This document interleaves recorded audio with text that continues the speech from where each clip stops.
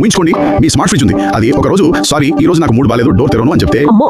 ఏఐకి వేల పాస్వర్డ్స్ గుర్తుండొచ్చు, కానీ మనం ప్రేమించగలం, కడుపుబా నవ్వగలం, వేరే వాళ్ళ బాధని ఫీల్ అవ్వగలం. నమస్కారం. ఈ రోజు మనం ఒక ఆసక్తికరమైన అంశాన్ని లోతుగా పరిశీలిస్తున్నాం. మూలం పేరు మానవులు వర్సెస్ ఏఐ, మేధస్సు యొక్క యుద్ధం. అవును. ఇంకా ఏఐకి ఎమోషన్స్ వస్తే భవిష్యత్తు ఎలా ఉంటుందనే దానిపై దృష్టి పెడుతుందన్నమాట. నిజమే. ఏఐ సామర్థ్యాలు ప్రస్తుతం చూస్తే చాలా అద్భుతంగా ఉన్నాయి. పుస్తకాలు రాయడం, మ్యూజిక్ కంపోజ్ చేయడం, యాప్స్ తయారు చేయడం. అంతేకాదు సెకనుకు లక్షల కొద్ది లెక్కలు చేయడం. నిజంగా ఆశ్చర్యంగా ఉంది కదా. అవును, వేగం విషయంలో దాన్ని అందుకోవడం కష్టం. అయితే ఇప్పుడు ఒక ముఖ్యమైన ప్రశ్న ఉంది, ఈ మూలం కూడా అదే అడుగుతుంది.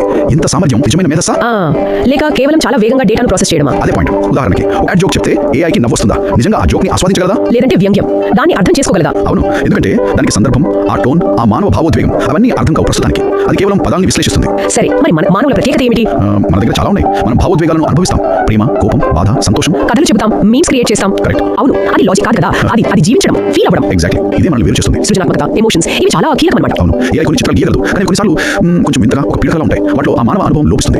ఒకవేళ ఏఐ నిజంగా భావోద్వేగాలను నేర్చుకుంటే అది చాలా ఆలోచించాల్సిన విషయం. ఊహించుకోండి, మీ స్మార్ట్ ఫ్రిడ్జ్ ఉంది. అది ఒక రోజు సారీ ఈ రోజు నాకు మూడ్ బాలేదు, డోర్ తెరవను అని చెప్తే అమ్మో, లేదా మన ఏఐ అసిస్టెంట్ ఈ రోజు హెల్ప్ చేసే మూడ్ లేదు, ప్లీజ్ నా డిజిటల్ స్పేస్ ని రెస్పెక్ట్ చేయండి అని అడిగితే. అవును, అది కొంచెం భయపెట్టే ఆలోచన కదా. అంటే యంత్రాలు కేవలం టూల్స్ కాకుండా వాటికి కూడా ఫీలింగ్స్, బహుశా హక్కులు ఉంటాయా? అది టెక్నాలజీతో అనుకున్న సంబంధాన్ని పూర్తిగా మార్చేస్తుంది. ఖచ్చితంగా. కాబట్టి క్లుప్తంగా చెప్పాలంటే ప్రస్తుతానికి ఏఐ గణనలో, డేటా ప్రాసెసింగ్ లో చాలా వేగవంతమైనది, చాలా శక్తివంతమైనది కూడా.